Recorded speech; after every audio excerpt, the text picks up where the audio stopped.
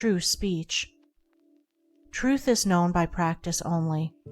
Without sincerity there can be no knowledge of truth, and true speech is the beginning of all sincerity. Truth in all its native beauty and original simplicity consists in abandoning and not doing all those things which are untrue, and embracing and doing all those things which are true. True speech is therefore one of the elementary beginnings in the life of truth. Falsehood, and all forms of deception, slander, and all forms of evil speaking, these must be totally abandoned and abolished before the mind can receive even a small degree of spiritual enlightenment. The liar and slanderer is lost in darkness. So deep is his darkness that he cannot distinguish between good and evil, and he persuades himself that his lying and evil speaking are necessary and good, that he is thereby protecting himself and other people. Let the would-be student of higher things look to himself and beware of self-delusion. If he is given to uttering words that deceive, or to speaking evil of others, if he speaks in insincerity, envy, or malice, then he has not yet begun to study higher things.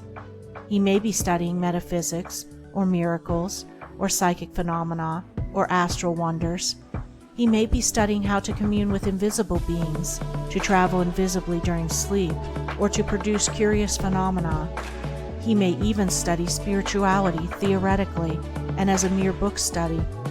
But if he is a deceiver and a backbiter, the higher life is hidden from him. For the higher things are these: uprightness, sincerity, innocence, purity, kindness, gentleness, faithfulness, humility, patience, pity, sympathy, self-sacrifice, joy, goodwill, love. And he who would study them, know them, and make them his own, must practice them. There is no other way. Lying and evil speaking belong to the lowest forms of spiritual ignorance, and there can be no such thing as spiritual enlightenment while they are practiced. Their parents are selfishness and hatred. Slander is akin to lying, but it is even more subtle, as it is frequently associated with indignation, and by assuming more successfully the appearance of truth, it ensnares many who would not tell a deliberate falsehood. For there are two sides to slander. There is the making of repeating of it, and there is the listening to it and acting upon it. The slanderer would be powerless without a listener. Evil words require an ear that is receptive to evil in which they may fall, before they can flourish.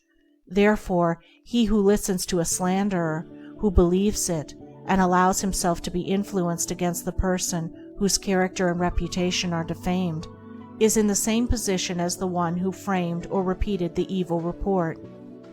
The evil speaker is a positive slanderer. The evil listener is a passive slanderer. The two are cooperators in the propagation of evil. Slander is a common vice and a dark and deadly one. An evil report begins in ignorance and pursues its blind way in darkness. It generally takes its rise in a misunderstanding. Someone feels that he or she has been badly treated, and filled with indignation and resentment, unburdens himself to his friends and others in vehement language, exaggerating the enormity of the supposed